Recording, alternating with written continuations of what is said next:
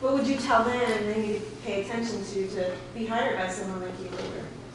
Or start something, right? Absolutely. Don't just be an employee, be an employer.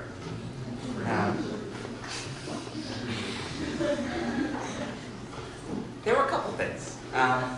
One I'll repeat, which is that concept of deliberate practice. And there's actually been lots of books written about this since then. One of my favorites is called Drive by Dan Pink. Basically the idea, Creativity is Overrated is one of the best books I've read recently. It basically says, especially when I was here actually, I mean, it seemed like there were some of my classmates that, particularly in jazz, were just like 10 years ahead of the rest of us. And if you look at someone like a Tiger Woods or a Mozart in history or things like that, it often seems like maybe they had like a God-given gift, like they were born with something. But if you actually dig into the stories, what often happened was a coach or a teacher or a parent, starting at a very young age, with deliberate practice. The difference between practice and deliberate practice is working on the things that you're worst at. So practicing the things with a very systematic way, saying, where am I weak and how can I focus on that one area? And if you look at a Tiger Woods, I mean, his father was a coach. He could barely hold a glove. He's putting. And Malcolm Gladwell talks about 10,000 hours to mastery of something. Take as many of those 10,000 hours when you're in high school as possible, because you have someone feeding you, paying your rent, all these nice things that you won't have later. So take advantage of that. It might not seem like you have a lot of time, but you actually do.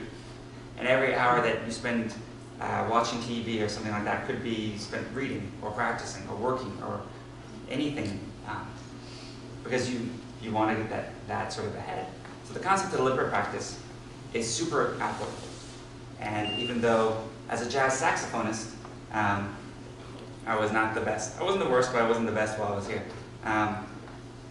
But that concept of really working on something later applied to what I ended up being my passion, which was the web, had great results. Two, I really love the cross-disciplinary aspect. So, I mean, raise your hand if you're theater, raise your hand if you're art, music, woo, including vocal. Yeah. Dance. No.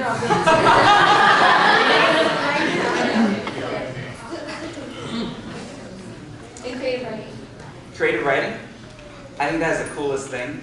I might have actually tried to do that if that was here when I was here. This ability to mix between art areas, this sort of when different disciplines mix, when you have sort of this cross-disciplinary interaction, that's where most creativity and innovation comes from. It's not the guy who's been doing it the same way for 10 years and is going to do it the same way the next 10 years.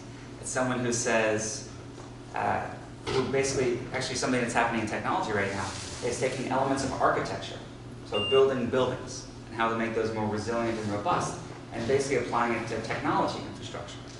So saying, how can we architect servers and power, and basically how APIs, how different parts of the program interact with each other, to be more like the Eiffel Tower.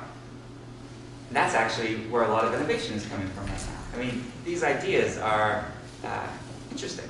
And so the more you can mix with other art areas, I think the better. And that was also something super cool about HSPVA. And final thing was just the importance of a good teacher. The 10 years from now, you might not remember every class you had, or this room, or anything like that. This building will be gone, I guess.